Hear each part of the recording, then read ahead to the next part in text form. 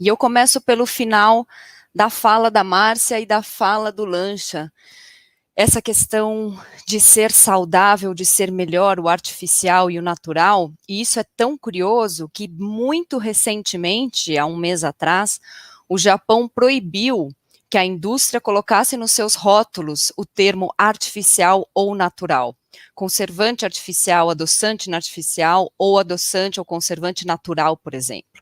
E isso teve um apoio muito significativo dos próprios consumidores, e o que levou a essa decisão, né, no Japão, foi justamente porque os estudos que avaliam o risco dos aditivos na indústria de alimentos, ele não diferencia se ele é natural ou artificial. A gente tem muitos conservantes, por exemplo, naturais, que vêm do limão, que vem, por exemplo, como sal, açúcar, vinagre, e na hora que são feitos esses estudos para avaliar os riscos, não se avalia se ele é natural ou se ele é artificial. E eles perceberam que o fato de ter a palavra artificial nessas embalagens, muitas vezes fazia com que os consumidores não comprassem aquele produto, porque eles deduziam que aquilo era menos saudável, e na verdade não há provas de que aquilo é menos saudável, porque os estudos, como eu falei, não levam isso em consideração. Então, eu acho que a gente passa por uma fase aí realmente de muitos questionamentos em relação a essa busca por uma alimentação e por um estilo de vida mais saudável, e infelizmente a gente cai muito naquele jogo de culpados inocentes, mocinhos e bandidos, e tenta colocar a responsabilidade de todo um problema que existe de saúde em uma substância, e também a solução a gente também busca uma pílula mágica, e infelizmente isso não existe, nem para um lado nem para o outro. Então, quando a gente fala, né, a Karina já falou, a Márcia já falou, quer dizer, os adoçantes, edulcorantes, é uma das substâncias mais avaliadas pela literatura científica, são estudados há mais de 200 anos. Quando ele vai passar por uma aprovação, para que ele possa ser utilizado, existe um provável consumo, que seria uma dose que seria suficiente para adoçar, né, isso é feito ali em alguns testes. Vocês viram a Karina falando que boa parte dos adoçantes foram descobertos de forma muito empírica, né, por coincidência, por azar, ou nem foram testados propositalmente. Depois que se tem uma quantidade necessária para adoçar, é feito todo um estudo de farmacocinética e metabolismo, como é que é a absorção, como é que é a excreção, distribuição, toxicidade aguda, crônica, se afeta o sistema reprodutor, gestação, carcinogenicidade. Depois dessa conclusão desses estudos, se determina um valor, que é o valor máximo aonde não existe nenhum efeito adverso. Então, este é um valor no IAL, que é um valor máximo que foi utilizado em animais e não houve efeito. E aí, para que se tenha ainda, né, uma maior segurança, então essa quantidade máxima dessa substância testada, que não provoca nenhuma alteração na capacidade funcional, morfologia, desenvolvimento, vida média, ela ainda é um valor que ainda é dividido por 100, que é um fator de segurança. E aí, então, nós teremos a IDA. Então, a IDA não é um valor máximo de consumo permitido. Ela é um valor com muita segurança, porque o valor máximo encontrado onde não houve efeito ainda foi dividido por 100. E é importante nós termos isso claro, que a IDA, ela define uma quantidade da substância que pode tranquilamente ser consumida em miligramas por quilo de peso corporal. E aqui eu chamo para uma observação, porque as pessoas às vezes falam assim, mas e a criança? Gente, é por quilo de peso corporal. Não importa se é criança, se é adulto, se é idoso, é por quilo de peso corporal. E mais interessante ainda, que as pessoas esquecem, é que essa substância pode ser ingerida diariamente, nesta quantidade, por toda uma vida, sem trazer riscos à saúde, à luz dos conhecimentos científicos, e não da axologia, porque infelizmente hoje a gente vive em uma situação onde muito a opinião das pessoas sem base científica é livremente compartilhada. Então a mídia social trouxe para a gente um ganho, onde a gente tem acesso a muita coisa, mas ela também traz esse problema, porque todo mundo pode falar, inclusive quem não tem conhecimento para falar. E aí eu sempre chamo os profissionais de saúde para fazer um meia-culpa aqui, e porque nós somos muito bons em criticar as pessoas que estão nas mídias sociais falando coisas sem base científica, mas nós somos muito incompetentes em ocupar esse espaço para compartilhar informação de qualidade. É fácil ficar quietinho no seu canto, criticando as informações de má qualidade, mas é difícil pôr a cara a tapa, é difícil criar conteúdo, é difícil manter o seu Instagram, sua mídia social com informações baseadas cientificamente, lendo artigos, compartilhando conhecimento. Então, parte desse espaço está sendo ocupado por quem não tem conhecimento, porque nós não ocupamos esse espaço da maneira como deveríamos. E isso, inclusive, foi uma das conclusões desse consenso ibero-americano sobre o uso de adoçantes. Ele trouxe várias conclusões, mas duas me chamaram mais atenção. Mais uma vez, a segurança desses aditivos foi revisada, confirmada por diversos órgãos reguladores.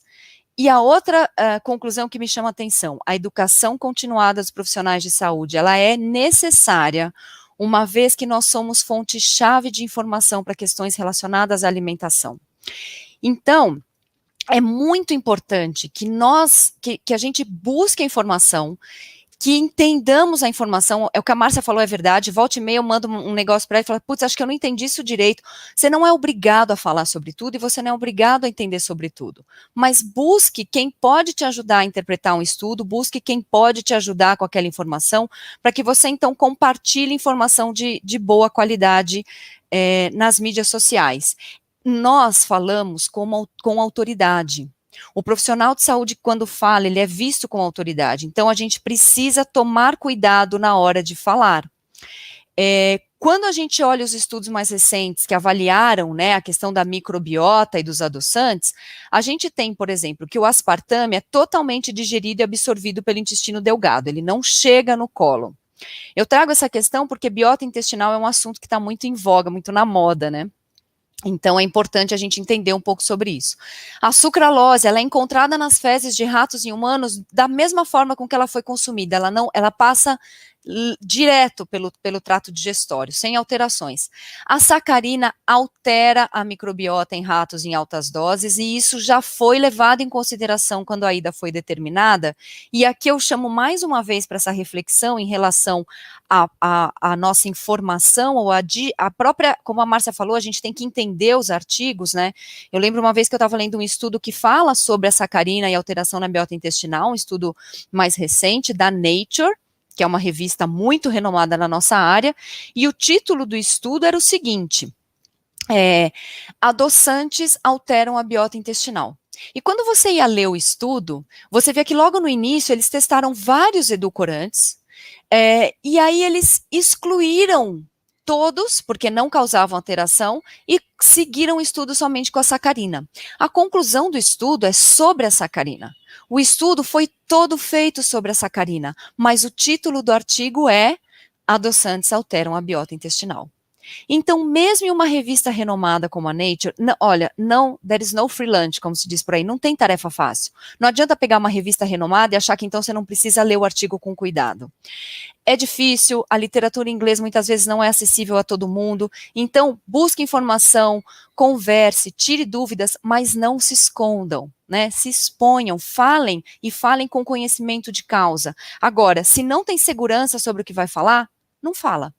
Não compartilha. Compartilhar informação ruim vindo de um profissional de saúde é muito sério, tá? Estévia, nenhuma alteração na microbiota de ratos em doses superiores à IDA. O que eu costumo fazer, normalmente, é buscar esses consensos, porque eles trazem uma revisão bem ampla da literatura. E eu trouxe aqui para vocês um consenso que foi analisando vários tópicos em relação ao uso de adoçantes. Então, será que os edulcorantes, eles trazem alterações na regulação de fome e saciedade? Porque às vezes a gente ouve isso, né? Você usa o adoçante, ele estimula ainda mais a sua vontade do doce, ou ele não age como ali no efeito de saciedade, e o que o grupo de estudo encontrou foi que existe uma qualidade de evidência muito baixa em relação a esse efeito que os edulcorantes possam ter em cima do controle de fome e saciedade. E eu entendo, porque eu roubei esse slide do Lancha, olhem a complexidade, isso é um esquema resumido, do sistema de saciação e saciedade do organismo.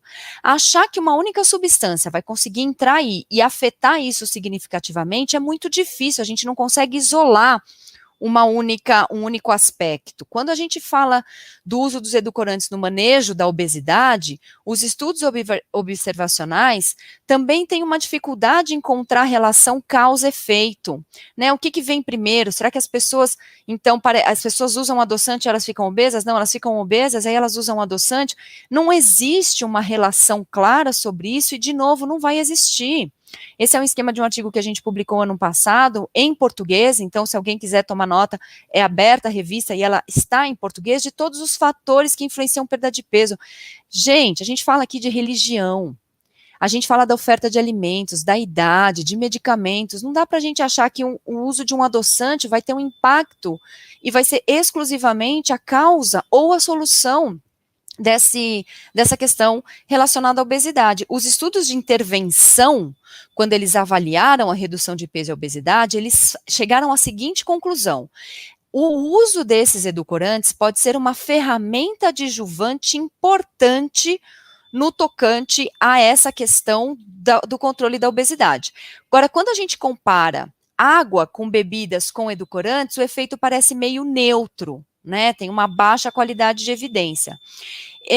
Esse artigo já traz isso, né, de 2017, o papel dos edulcorantes no manejo do sobrepeso e da obesidade, eles sozinhos não são suficientes, óbvio, é uma questão muito mais complexa, né? Esse artigo de 2020 acabou de sair, que avaliou também o efeito da substituição, né, de bebidas adoçadas com açúcar, artificialmente adoçadas ou não adoçadas, ele chega à conclusão que substituir as bebidas adoçadas com açúcar por bebidas não adoçadas ou artificialmente adoçadas por 12 meses não tem efeito em fatores de risco cardiometabólicos como triglicérides e colesterol. De novo, a questão é muito mais complexa. No controle do diabetes, a mesma coisa, a maioria dos ensaios clínicos tem dificuldade de determinar essa questão de causa e efeito, e esse artigo agora de maio de 2020 fala, também não encontrou nem benefício nem malefício no controle do peso e da diabetes. E por quê? Porque o tratamento do diabetes, ele depende de muito mais coisa, ele depende de um controle glicêmico, ele depende da visita profissional de saúde, da dieta, da atividade física, de uma motivação que ela é interna do paciente. E nós, muitas vezes, ficamos tentando convencer o paciente a mudar por medo, por culpa, e isso não vai gerar a alteração que a gente precise no estilo de vida. Porque o que definitivamente vai ajudar é uma mudança no estilo de vida. O profissional de saúde, ele fica tentando convencer o paciente, olha, se você não controlar seu diabetes, você vai ter que amputar o pé, se você não controlar seu diabetes, você vai perder a visão. As pessoas não mudam pelo medo. As pessoas que tomam um susto, normalmente a estatística é 1 em cada 10 pessoas mudam de comportamento no medo. Nós precisamos ajudar, como profissionais de saúde, as pessoas a encontrarem uma verdadeira motivação, algo que as faça mudar. E esse estudo é muito legal porque ele mostrou uma redução de cerca de 50% na mortalidade das causas associadas ao diabetes tipo 2 em pacientes acompanhados durante 10 anos. E o que eles fizeram? Treinaram a equipe que cuidava desses pacientes em empatia. Então, é muito importante a gente entender que a abordagem que nós, como profissionais de saúde, fazemos, ela é determinante. Sendo uma questão tanto diabetes, quanto a obesidade, como as doenças crônicas, que são responsáveis por 80% das mortes, ela depende de motivação, ela depende de mudança de estilo de vida, e a gente tem uma capacidade enorme de atuar nesse ponto. Mas não é buscando uma solução mágica, não é encontrando um único culpado e não é pressionando. Um último estudo que eu queria dividir com vocês foi um estudo recente que saiu no Chile e eu acho ele bem interessante. Eu sei que meu tempo está acabando, meninos. E ele fala exatamente da nova rotulagem. O Chile adotou a rotulagem que o Brasil está adotando, que é uma rotulagem de warning, né, de aviso quando tem algumas substâncias. 250 crianças chilenas foram avaliadas após essa nova rotulagem implementada em 2016. 23% das crianças no Chile são obesas, né, 29% está acima do peso. O objetivo era avaliar se, a hora que essa rotulagem mudou, isso gerou um maior consumo de adoçante, porque muito na indústria, na verdade, muitas formulações foram modificadas pela indústria para tirar o açúcar, para tirar aquele warning do tipo contém açúcar, né, aquele aviso negro que agora tem que ter. E aí, 398 produtos contendo adoçantes foram avaliados. A gente tem aqui 25% de produtos, alimentos lácteos, a gente tem sobremesas, bebidas não alcoólicas.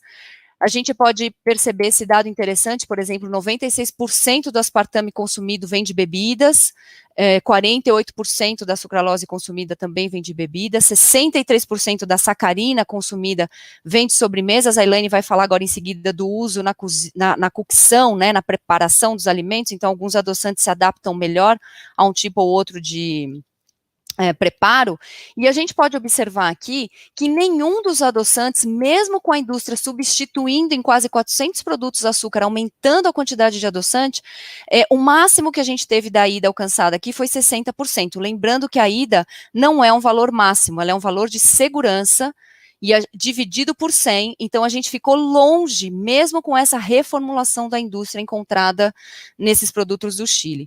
Como conclusão, eu trago para vocês, como vocês já ouviram aqui hoje, os adoçantes são seguros, não existe um culpado e um inocente, nenhuma pílula mágica. Ele é uma ferramenta adjuvante muito importante no controle da obesidade, sobrepeso, diabetes, mas ele é uma ferramenta adjuvante, ele sozinho não vai resolver.